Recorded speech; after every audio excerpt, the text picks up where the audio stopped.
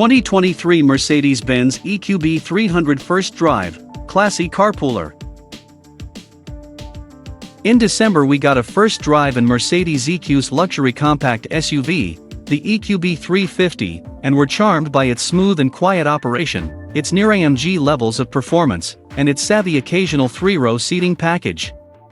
Now we've had a crack at that vehicle's less powerful, more affordable kid brother, the EQB300. So, does losing the 50 badge prestige points diminish the EQB's charm factor? Why it's important? With the EQB, Mercedes is offering buyers a practical 2-box electric family hauling alternative to the Volkswagen ID.4, Audi Q4 e-tron, Volvo XC40 Recharge, and to some extent, the mighty Tesla Model Y. Like the Tesla, it trumps the former 3 by offering an optional third row of seats. Neither third-row seat is commodious, but the EQBs at least put steel overhead, instead of the Y's sloping hatchback glass, and in 300 trim it should be about $16,000 cheaper.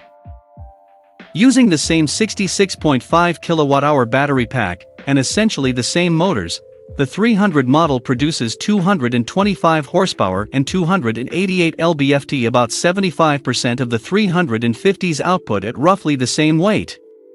The price in Europe drops 5%. That might make the bullier 350 look like a bargain, but the 300's acceleration feels more than adequate for the duty cycle vehicles like this are built for, so think twice about splurging. Pros: what we like. The interior feels every bit worthy of a Mercedes-Benz, from the round, illuminated air vents to the twin-screen dash and augmented reality navigation system, complete with intelligent EV routing that considers temperature, hill grades, charger locations, etc. The EQB300 is as hushed inside as its 350 stablemate. There's been no skimping on road, tire, and wind noise abatement measures. And the same controlled, plush ride. Our test vehicle had the optional adaptive dampers, delivers a more comfortable drive than many competitors in this space.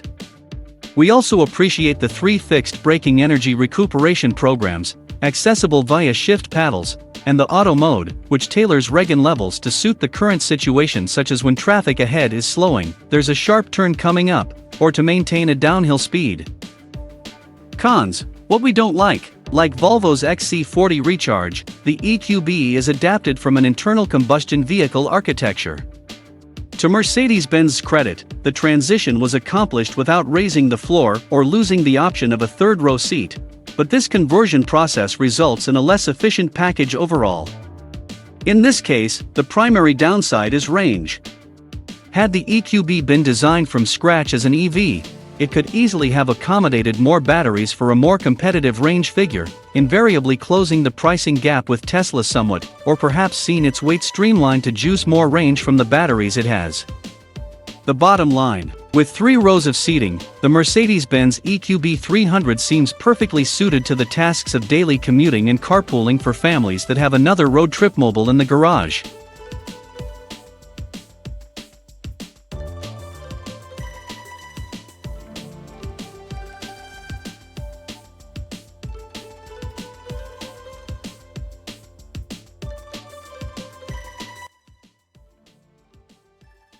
Thanks for watching.